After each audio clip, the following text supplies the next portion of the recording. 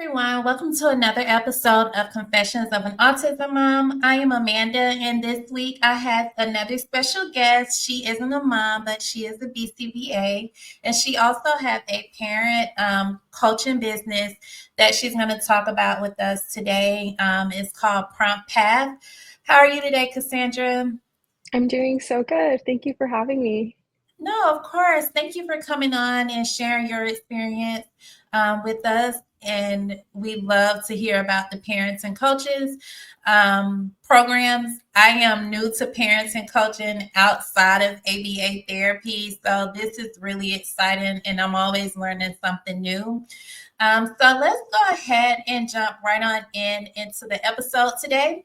Can you start off by introducing yourself and sharing how you got started in the world of behavior analysis and also parenting coaching? Yes. So I started as an RBT actually about 5 years ago.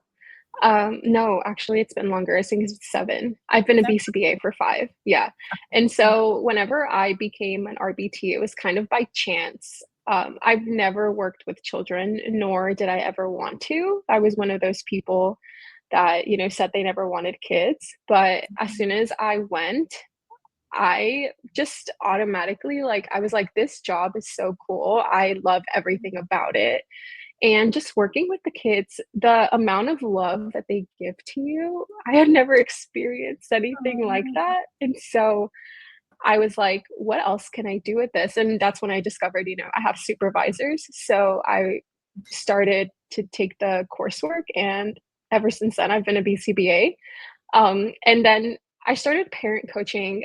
So aside from being a BCBA, because being in the ABA world, um, you have you're pretty much ran by insurance. And I wanted to do something different, and not really because of the insurance, but because I knew the impact that I could make doing it the way that I wanted to, and the vision that I had. I knew it could be so much more. And so that's when I transitioned into, I'm still a BCBA, obviously, because that's the credential, but I wanted to do it more of my way. And so that's when I became a coach. Okay. And do you still work at like an ABA center or? I have contracts with some if they ever need it. And it's just supervising RBTs if they need it. Okay. Yeah. And so you basically just work on parent coaching along. I love that. Yeah. So you aren't a parent yourself, but you have worked closely with the families back then and now. What has taught you about parenting on this journey? What's the biggest lesson? The biggest lesson for me has been, and this is even, it's changed my relationship with even my mom, because before I worked in this, it just, you held them at a certain expectation, right? You had certain expectation for them.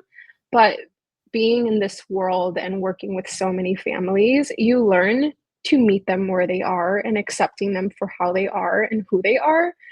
And that was a big realization, because even that played into my life overall, not just with families. And like I said, it changed my relationship with my mom. Even now we have such a good relationship, and we talk about things that before were kind of taboo subjects. And I feel like the healing also has just changed. It's just been so good.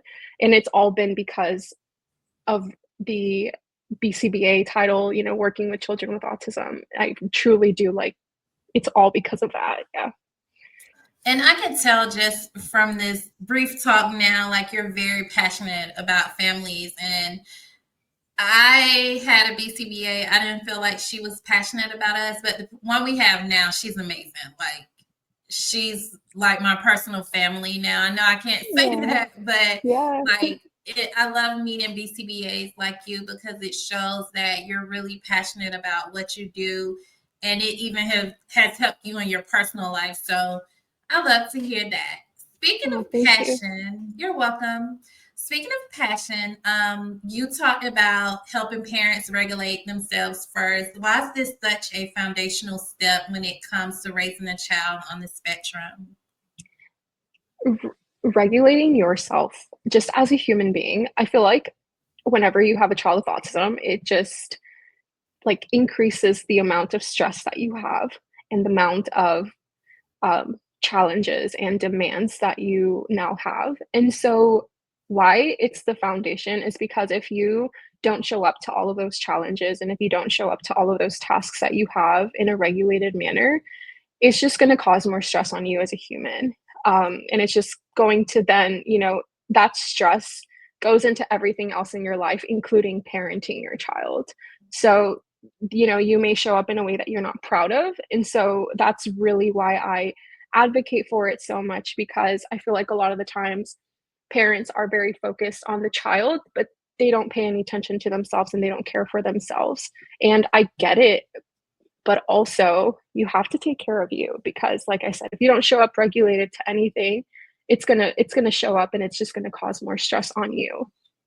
I definitely agree with that. I can tell when I'm not regulated, it shows.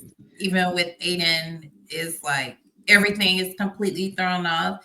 And I think sometimes as parents, we are so into them that we forget about ourselves, but we also forget that our kids can feel that too. And with them in their situation and being like deregulated all the time themselves, it plays a big role. So I try to preach that a lot. And just hearing a professional say it, I think that means a lot. Yeah. Because a lot of parents are like, I don't have time for myself or to regulate myself. So let's shift over and let's talk about ABA therapy a little bit. And I always love to ask the BCBA this. Why do you think ABA therapy is so controversial in the autism community?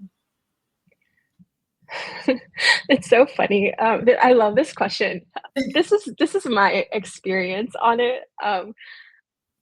Everyone has their own way of being as a person, and all of the cultural side and the way that you were parented and the things that you believe in play a role into how you show up as a therapist or a BCBA. And so, because of that, sometimes some cultures are more set in their ways than others. And just humans too, you're set in your ways, you're not open to change, things like that. And so, the reason that I feel like it's so controversial is because all of that shows up and your traumas show up, and it plays a role into how you show up as someone in the ABA field. And I feel like everyone's experience is so different that you do things and some people don't agree with, because that's just being human. You're not going to agree with everything that people do. It's like I get that. And I've had parents that don't agree with me.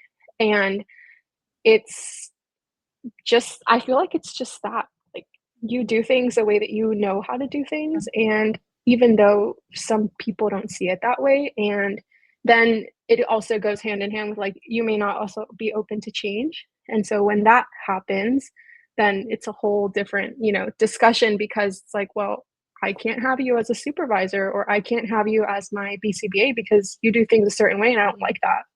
And I feel like all of that is the reason why it's so controversial. It's just, we're human beings. And then also, like, the research behind everything that's so old, some people still practice a lot of that.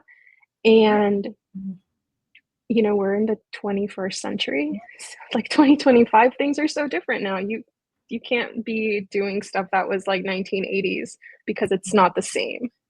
Even laws are so different. And what do you say to parents who are like, oh, it's dog training? Because I get that a lot. And I'm like, my baby is not a dog. Yeah. I've actually never been told that by a parent. Okay. But I do see how, like, I have a dog too, and I'm like, if I do it this way, maybe. But that at the end of the day, ABA and behavior analysis is behavior. But it's not dog training, because that's a person. So yeah, yeah. And what was there anything like in ABA therapy that you didn't like that made you want to like get out on your own and start parenting coaching? Yeah. The ABA space when you're a BCBA, I was always a BCBA that wanted to move on up and become a director and have a lot more responsibility. But it came down to like what made me happy. And once you start moving up in any company, you start seeing people for how they really are, and you start seeing the way that they operate the business and things like that. And it's not that every company that I worked for was bad, because it's not the case. Like, I worked for some really great people, Mhm. but for the most part, I was like, I don't really like how they're doing that, or I don't really like how this person is doing something. And then the insurance played a lot of role into that. And then also, in ABA, I mean, you know this, right? Like, in the summer, the schedule is so different than it is um, in the fall and the spring Yeah. for children, because they go to school. And so I was always a BCBA also for the RBT. Like, I cared about the RBT so much because I was one once, and I knew what it was like to not have all of the hours because my client canceled. Like, I knew what that was like. And so seeing how they treated RBTs really was the big reason as to why I was like, I I love what I do, and I love supervising RBTs. It was part of like my favorite part of the job, honestly, like seeing them grow and then become BCBAs themselves. But I was like, we can do this better. And so that's when I was like, I've got to do my own thing. And like I said, the impact that you can make is just so much greater. Yeah. So I have seen this question and I have to ask. Yeah. It doesn't bother me, but a lot of people say that their issue with ABA therapy is the RBT working with the child versus the BCBA only working with the child sometimes. I don't have an issue with it because I know like the BCBA trains my baby's RBT the way like she wants them to be trained, Mhm. especially for him. And I think it may not bother me because she was his RBT at one time, and then she moved up to be his BCBA once she was done. So I guess it doesn't bother me because I'm like, oh, she knows my baby and what he needs. Mhm. But for those who don't get that experience, what do you say to them about that? Because I don't see the issue with the RBT working with my kid. Yeah. Well, a lot of RBTs and a lot of companies that I've worked for, they go into the role with very, very little training. And so I feel like a lot of the times parents are not okay with that because they want them to have the credential and they want them to have the experience. But at the same time, if we were to just hire people that were credentialed and have the experience, you would be on a wait list longer than you are now. Yeah. And so at, it's like you have to do with what you have, but also keep an eye on it, because when like I've actually worked a lot of like one-to-one even as a BCBA. Uh-huh. And a lot of the times when it's like time for the transition, like, okay, like we have a therapist for you now, they're like, oh, but are you still going to be working with them? And I'm like, I will be working with them, but I'll be the supervisor. So they're going to get the same training, the way that I do it. And so then they're a lot more comfortable with it. But I personally don't feel like there's anything wrong with that. But it also just depends on the parent, because Yeah. they've had their own experience Yeah. on that, and most of the time it's because of that. Like, I've also worked with families that they were on their like third or fourth RBT, and Mhm. it's like, well, in that case, like, I get it, and it's just making sure that you're more on top of it, but at the same time you can only do so much, because if not everyone is fit for the job. And Yeah. so, because it's, you have to love children. Like, you have to love them, you have to want to play with them, you have to want to do things with them. Like, it's not just a job, it's children. And Children. and some people, they're not, and it's just like, if there's nothing wrong with it, but they're just not fit for it. And so it's like hire fast but also fire fast, because it just is what it is. Like, not everyone is for it. Why is there such a big turnover rate when it comes to like RBTs? Because I noticed that when my son first started ABA therapy, like the RBTs were like revolving doors, like in and out, in and out. Yeah, this is just based on my experience, right, and what I've seen. Uh-huh. Um, it's a lot of different things. The big one is what I talked about before, is the hours aren't consistent, Okay. because sometimes, and everyone's going through their own things, families included. And so sometimes whenever you have the expectation of having like let's say a 25-hour child, that means that they're receiving 25 hours of direct therapy a week. But that family cancels once or twice a week. Well, that means that you're now only working 15 hours, 10 hours. So no person can really live off of that salary if they don't have another job. And so that's a really big one. Um, this another one is just the culture of the company. Sometimes whenever you have that, some companies don't compensate the cancellations.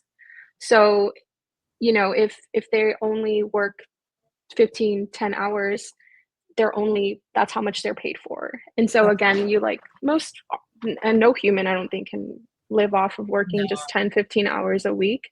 And so companies sometimes they don't compensate for that. Like some companies do have like what's it called, like on their, whenever you get hired, that thing that they give you, I don't remember what it's called.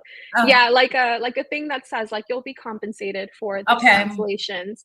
Yeah, but most companies don't have that because it's just a reality of like, that's, if you have a family, let's say, that cancels 25 hours a week when the kid was a 30-hour kid, then that's Didn't not get no that's not, hours. yeah, that's a loss for the company, and a big loss.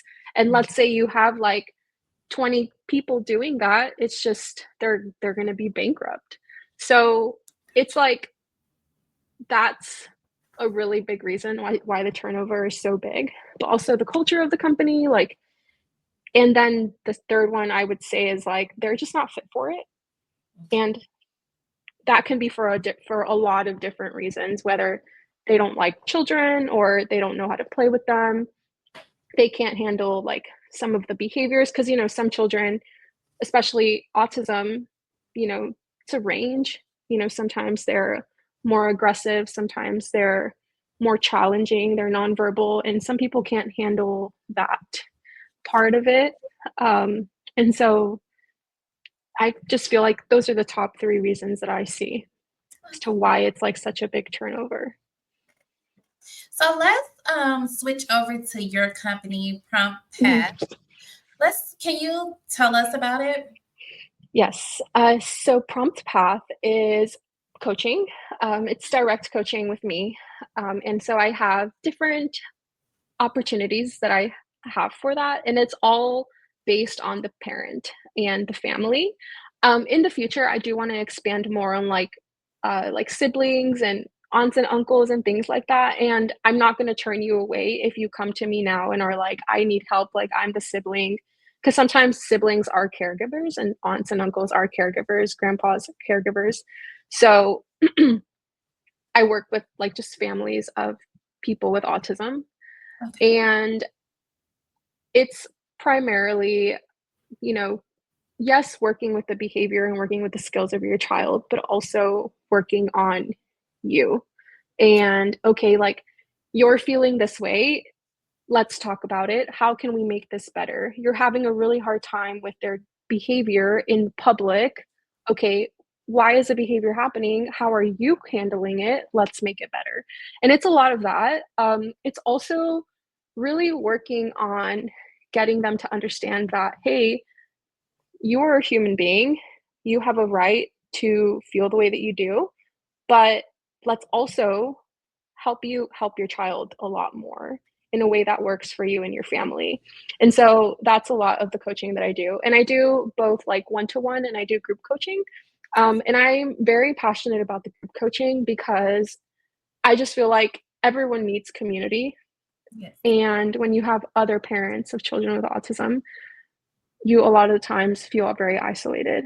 And it's reasonable, right? Like sometimes you don't feel comfortable leaving your home. So sometimes internet family, in my opinion, is a lot better. I don't like, Yeah. it just is what it is. Like sometimes your family won't show up the way that you want them to. So having an internet family is just so good sometimes. So that's why I created that, and that's kind of what it's about. Okay. And when you talk about like parents and helping us understand and seeing how we are feeling, say for instance, if you are working with a family that wants to fix behavior, how do you like shift that towards the parents and figure out how it works best with parents, like as far as understanding communication and why they are doing that particular behavior? Yeah. Are you asking when it shows up is like them Yes. wanting to fix it? Yes. Okay. So whenever I have a family that comes to me and they're like, they're doing this, I don't want them to do that because they just can't be doing that. We The way that I approach it is we start to unpack it. So I ask a lot of questions. Just that's not, you know, kind of how I am, but I need to get to the root understanding of like Yeah. if it's a behavior, like let's say, they're at the grocery store and like they're stimming, they're flapping their hands, things like that. Like some parents don't like that and they want to fix it. They don't want them doing that. So something like that, which is a very like broad behavior. Um, we get to the root of like, why is it that you feel that way, that you want to change your child pretty much, right? Because Okay. that's a symptom of autism. They can't control that. Right. You can redirect it, but if it's not affecting their way of life, there's nothing wrong with it. That's a part of who they are. And so that's my way of seeing it, at least. Okay. And some parents, we get to like the root of like, okay, well, it's because I don't like that because other people will look at me. So then in that case, well, it's not really about the child and the behavior that the child is, exhibiting. It's really about them and how they're feeling. And so it's getting them to understand and working with them to not like be okay with it, but learn to cope and like that it's a part of who they are Yeah. and that there's nothing wrong with that because hand flapping is not hurting anyone. People are going to look at you. Unfortunately, some people don't understand and they see something different and they stare. And it's really unfortunate, but it's just how the world is. Um, but it's really getting them to get to that place to be okay with the way that their child shows up. Yeah. Yeah. And I do have a serious question. Yeah. Parents really have an issue with that? Some do. Okay. It's different cultures are Okay. very different. Yeah. I know, because for me, stemming is the least of my worries. Yeah, and But I get it. I see it that way too. Especially if it's something like hand flapping, it's not hurting literally anyone. Yeah. So, Because I'm one of those parents, I'm like, as long as he's not hurting anybody, like physically hurting, yeah. like do you, if this is you and this Mhm. makes you comfortable, like I'm fine with it. What's one misconception about challenging behaviors that you wish more people or parents understood? Um, I would say that challenging behavior is bad and that they're doing something bad.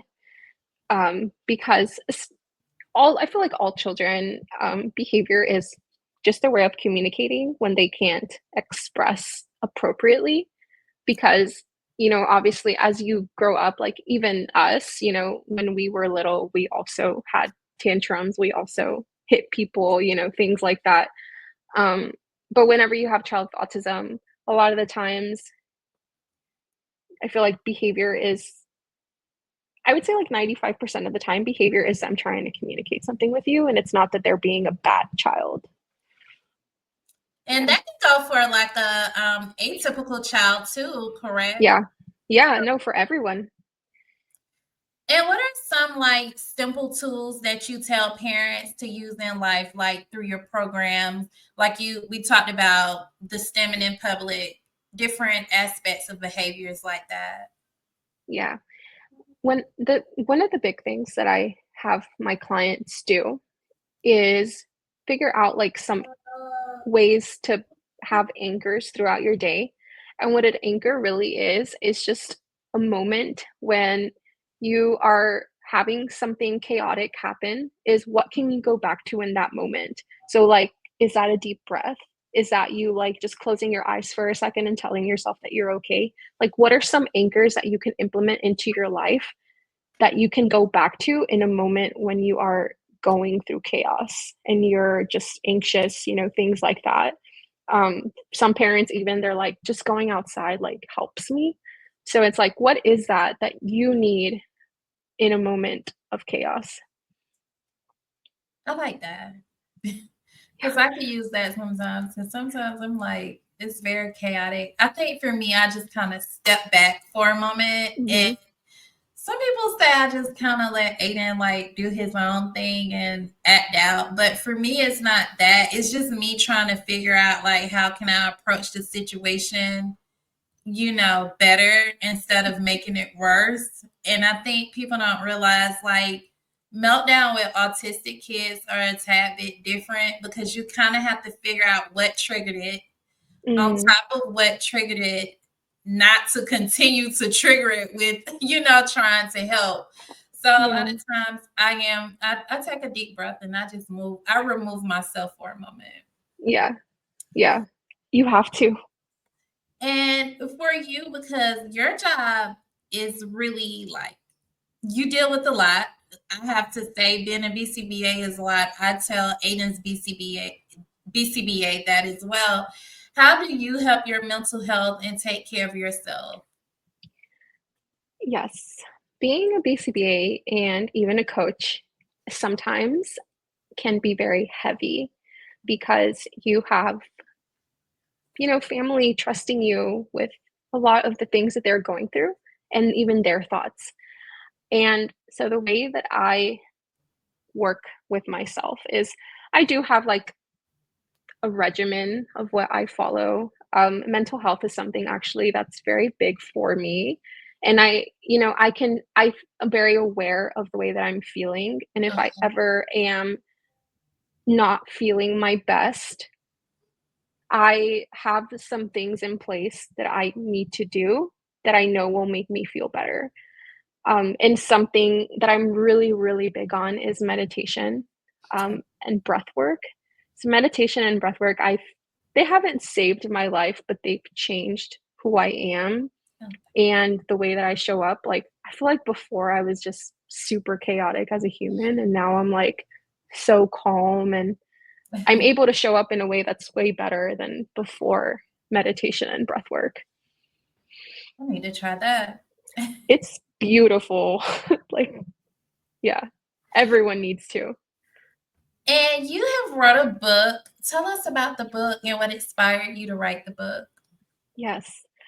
My book is called Guiding Light, Navigating Autism with Empathy and Expertise. And what the book is about helping parents with their child. The way that I call it actually is like a little sentence, is like ABA therapy in a book, Okay. because it's in a moment that maybe you're on a wait list or maybe you like aren't in therapy anymore and you just need something, or maybe it's a weekend and you're like, how do I manage their transitions?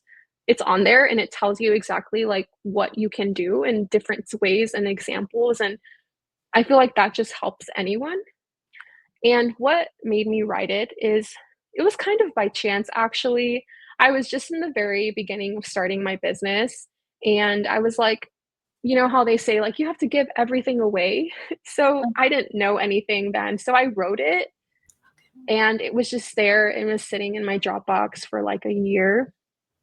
And then I went to a conference and they were like, would you guys ever like to publish a book? And I'm like, actually, I wrote one and it's just been sitting there forever.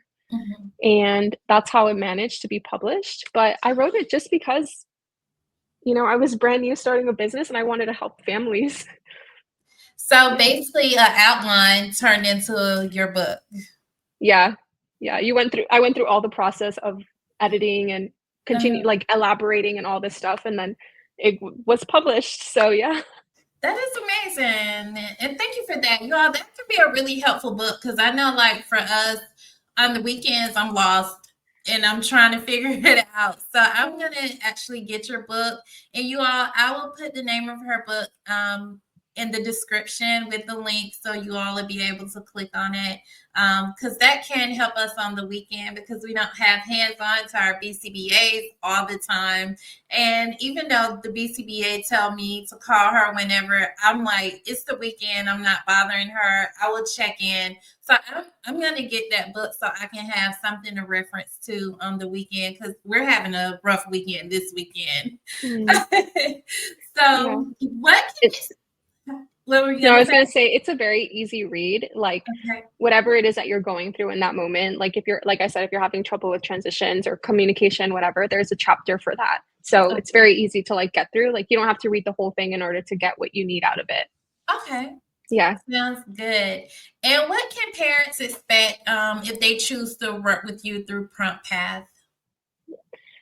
They can expect an awareness of themselves that they didn't know before. So that's my goal, right? Is to create an awareness for things that they're not doing and that they can be doing that are so simple and that, will only make the quality of life of them and their family just so much better. Yeah. And working with you, like you stated, you're more so with helping the parents. How often do you meet with the parents or caregivers? Yeah. So if it's one-to-one coaching, we meet every week and Okay. it's for an hour long and it's just me and like how we are now, like just me and the family. Okay. But if it's group coaching, the cohort goes for 6 weeks and we have weekly meetings that we get together, everyone in a Zoom, and we just Okay. talk about either a certain topic or something that they're going through, and we just work through it. And so basically, it sounds like your group is like a support group as well. Yeah, it is. Okay. That's what I wanted for it, like people just to have each other. I Yeah. love that because I had a great support system when I got my baby's diagnosis as far as like my family and friends, but I was the first one with the kid with autism. So I felt alone, like Mm, very isolated in that people didn't understand me. But I actually, through the podcast, and just talking to people on social media, I have met friends. And I love for people to understand that finding a community and a support group is very important on this journey because it gets lonely. And I see people all the time saying how lonely they are, and it makes me so upset. So, what you're doing is a beautiful thing. How can listeners connect with you, and where would you want them to follow you on all platforms? yes. So my Instagram and my TikTok are one that I'm like the most active in, and that is Prompt Path at Prompt Path. It's the same on both. And I do have a YouTube channel, which is my first name Kassandra, my last name Alvarez, and then it's the number 2. And there I'm slowly like building it out, but I'm doing a lot more like shorts and then long form videos. So it's just gonna get better, but yeah.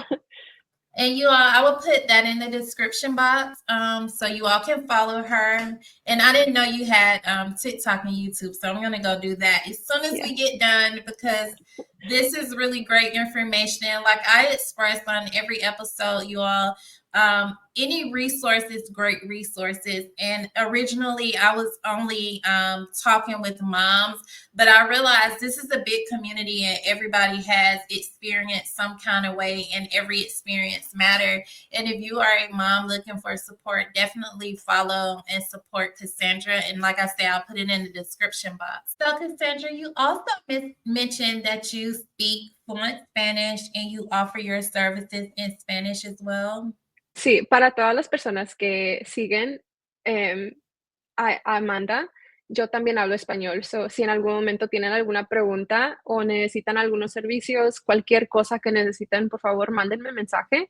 Yo estoy aquí para servirles. El coaching de grupo todavía no lo hago en español, pero si en algún momento viene gente que lo necesita en español, claro que sí lo voy a hacer. Perfect. Thank you for that. And if you all know anyone that needs parents and coaching or looking for a support group that speaks Spanish only, please send them this video and send them Kassandra's links and all of her social media platforms. We cannot forget about anyone in the community of autism because we all need help. So you all make sure you all share this video with them. Um, what would be a message that you would like to give autism moms, caregivers, dads who are listening, who they feel overwhelmed, like they can't do it, or they want to give up on any day? Yeah. Start with slowing down your mind. And that can look like you just sitting there for a second and taking a few seconds before responding. That can look like you making sure you take a few seconds to your longer in the bathroom, let's say. But start by taking care of your mind and slowing it down. Thank you for Yeah. that. And I know earlier you mentioned that working in this field has not only helped you professional, but also in your personal life. What ways do you see yourself growing even more and better, not only professional, but personally as you work in this field and meet more parents? Yeah. The biggest ones I'd say are the way that I communicate with people, because everyone is so different and everyone comes from a different background. I'd say also understanding human beings, and not that I'm ever going to have that figured out by any means because we're all so different, but it's just you you I don't know, like I have so much love for people now. Like I said, I've just become a completely different person than I was, and you just have so much love for everyone, and I feel like everyone needs human beings that just love them because no matter what, you're never gonna have a perfect year, let's say, like, you may have 1 or 2 days that you are just not doing well mentally, and we need more love, like, everyone needs more love, so that's the way that I it's just helped me, and then also just building relationships. It's taught me a lot about building relationships and good, meaningful relationships, not like transactional or anything, but that's a way that it's taught me too. Yeah. Yeah. And I can agree as far as communicating with people. Like I say, no experience about autism before my baby, didn't know anything about autism. He's nonverbal. So my communication skills with people is completely changed. Like I am more of a listener now and kind of like reading body language and just the nonverbal cues and that people give. So I completely agree with that. What is your confession as a behavior analysis? Hmm. It could be anything. It can be anything. Well, earlier, like, I briefed on it, but I was a person and like a woman that made the decision when I was like 15 that I was not going to have kids. And whenever I started as a BCBA, obviously that changed, or RBT that changed, but that was like, all of my families that I work with, when I tell them that, they're like, "Are you serious?" I'm like, "Yeah, yeah." It happens. It happens. Life changes. Yeah. Different experiences will change like everything we said in the past. So I totally get it. And again, you all, I am going to put all of Kassandra's information in the description box. You also mentioned something about a code earlier when we were talking. Did you want to give that out to Yeah. everyone? Yeah, so like I said, I do like 6-week group cohorts, with my community, and so I have codes for when I go on podcasts, so if you use the word podcast at checkout, you get a percentage off. So, I would love for you guys to join me, and yeah, there's that for you. Oh, thank you for the gift. You all, let's take not totally advantage, but let's take It's advantage there of the for you, you know? resource. Yeah, it Yeah. is here for us, and let's use it. Yeah, Thank you so much, Kassandra, for all that you do for our babies, not only our babies, but our parents. They really need it. And for you to offer most of your coaching to parents and us regulating ourselves and making sure that we are okay. We really appreciate that because sometimes on the journey, it's like, oh, well, people forget about us. It may sound selfish, but we really need people pouring into us, making sure that we're okay so that we can continue raising and helping our kids develop. So we really appreciate you for that. of And thank course. you for coming on and spending time with me today and talking about Prompt Path and your book. Don't forget about her book, you all. I'm going to put that in the description box as well. So thank you for coming on. And you all, that will end this week's episode. And I will see y'all next week with another guest. Bye. Bye.